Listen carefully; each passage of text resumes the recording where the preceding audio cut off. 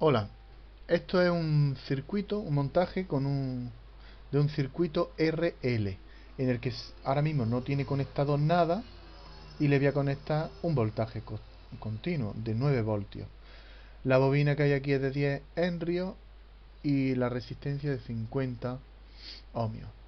Si yo le doy al interruptor, esto es lo que pasa. Le doy al pause. Así es como aumenta el voltaje en la resistencia hasta 9 y se queda en 9, mientras que en la bobina, en la inducción, el voltaje es cero. Pero anteriormente sí que hubo un pico y empezó a decrecer exponencialmente hasta cero. Voy a dejar que pase el tiempo. Si ahora otra vez corto, les doy a la pausa, ahora no hay ningún voltaje metido, tiene cero voltaje, entonces la resistencia, el voltaje de la resistencia cae a cero, pero cae gradualmente.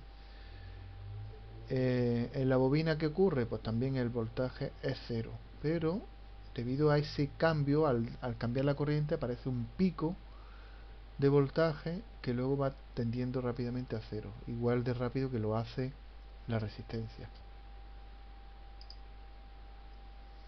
Ahora ahí le meto el voltaje. Bueno, la ecuación con la que ocurre eso,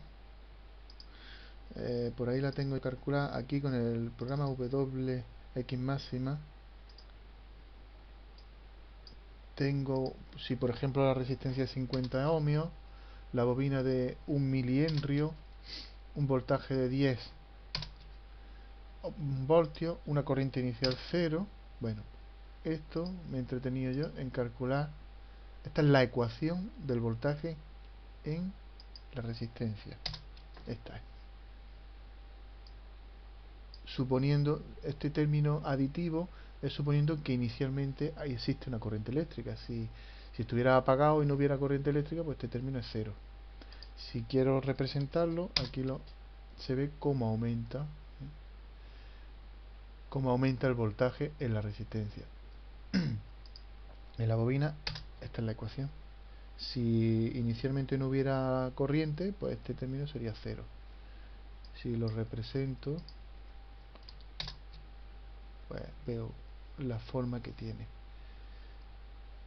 Bien, esto sería, esta simulación, esta gráfica es si inicialmente había un voltaje cero y le meto de pronto eh, un voltaje de 10 voltios. Pero cuando es 10 y le quito, pues bueno, las gráficas son parecidas. Aquí se ve lo que ocurre cuando le doy. Lo que yo no entiendo, no sé si es un fallo del programa, creo que sí, este pico de voltaje en la bobina tendría que ser igual de grande que este. La bobina crea un voltaje, induce un voltaje en su extremo cuando detecta un cambio brusco en la corriente. Cuando le doy al interruptor hay cambios bruscos.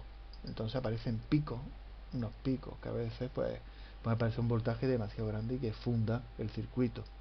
Aquí tengo, cierro este. Tengo otro circuito. En este circuito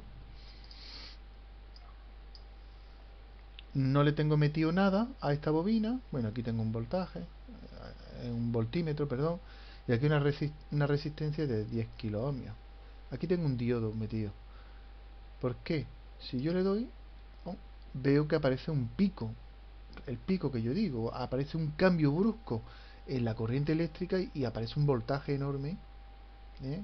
Porque hay que recordar que el voltaje que aparece en los extremos de una inducción es la derivada de la intensidad. Luego mire lo rápido con lo que cambia la intensidad. Cuando le doy bruscamente, pues muy rápido. Bien, ahora lo que ha pasado aquí es cuando yo le corto, cuando le doy, aparece este pico. Ahí viene la gráfica por aquí. Cuando corto, me aparece un pico pequeño. ¿Por qué? Pues porque le he puesto ese diodo. Si yo este diodo se lo quito, entonces aparece un voltaje grande. A ver, ¡pum! Se funde.